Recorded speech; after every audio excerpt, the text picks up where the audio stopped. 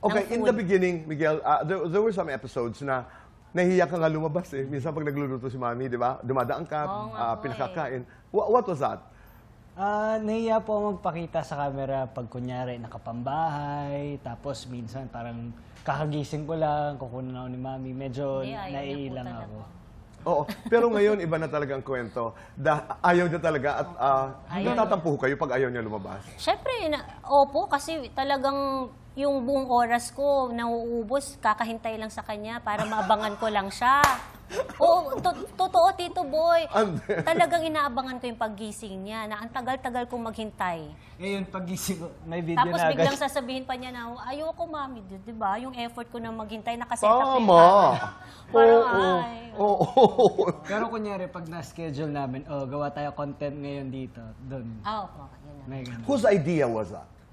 COVID nag-umpisa, sabi mo? Opo, nung pandemic. Whose idea na mag-content nga tayo? Si, you know? idea po ni Mami magluto-luto, tapos may mga skit-skit kami dati. Pero yung idea na puro ASMR lang yung kukunan, idea na po ni Mami. Okay. At ngayon, medyo palayo na dahil magiging negosyo na. Halimbawa, yung paboritong leche flan ni Miguel. Yes po. Whose idea is that? Yours? Sa kanya po. Ganda naman. Sobrang proud po siya sa leche flan ko. And yun. Gusto kong i-share. Gusto niyang i-share po sa ibang tao. And marami din po akong mga followers na gusto nilang matikman yung aking leche flan. Do you engage with your followers? Sumasagot ho kayo? Nakikipagkwentuhan ho Opo. kayo? Minsan. Alright. Pero sa dami po kasi, hindi ko na rin sila masagot eh. Parang ang buhay, napakarami ng surprises, di ba? Sino mag-aakala that at this point in your life, ay sisika talaga ng ganito si Mami? Noong nag-uumpisa si Miguel, ikaw ho ang sumasama. How do you feel about it now? Ikaw ba, may fear ka ba, Miguel, na pumapasok ang Mami sa celebrity business kung saan napakabukas? We are open to praise and, well, for lack of a better word, bashing or criticism. May takot ka? Di naman masyado, Tito Boy. Noong una, may hesitations kasi parang gusto ko hiwalay palagi yung career sa personal life. Okay. Pero kung yun naman yung nagpapasaya kay Mami and nakakatulong din sa, kunyari, sa career niya, then why not? Bukas ka doon? Bukas. Will you manage, Mami? Ako po minsan yung handler niya. Dahil may mga kumukontak po sa akin. Tapos ako yung middleman. Okay. Opo, ako yung, kunyari, may inquiry, sasabihin po sa Siya akin. na po ngayon ang manager ko eh. Okay. Ang dami pong inquiry sa kanya eh. Magkano po yung komisyon na kinukuha ni Miguel?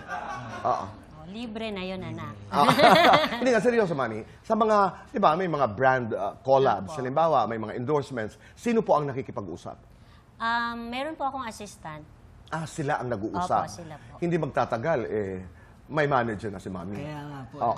Madami po nanliligaw. Madami, di ba? May representation na si Mami. Pero, sabi nga nila, stage mother ka noon, stage son ngayon si Miguel, but it's a beautiful relationship. Opo. I-share ko lang po, naalala ko dati, siya yung binabasahan ko ng script nung bata pa siya, nung maliit pa siya. Ngayon, nung nag-guest po ako sa Batang Riles, ako naman ang binabasahan niya ngayon ng script. Ang buhay. Yes po. Di ba? Nag-enjoy ho kayo doon sa mga Batang Riles? Opo. Masusundan ho ba ang mga Batang Pero Riles? sabi ko po kay Miguel, baka magluto na lang po muna ako. Bukas ho ba kayo sa ideya na may magkaka-interes sa gawing pelikula ang okay na ito? Pero Why para ikaw din yung bida. Ikaw dapat ang bida. Why Oo. not po? Supporting actor si Miguel. Sample. Ayoko.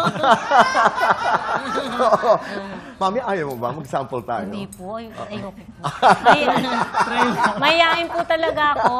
Okay.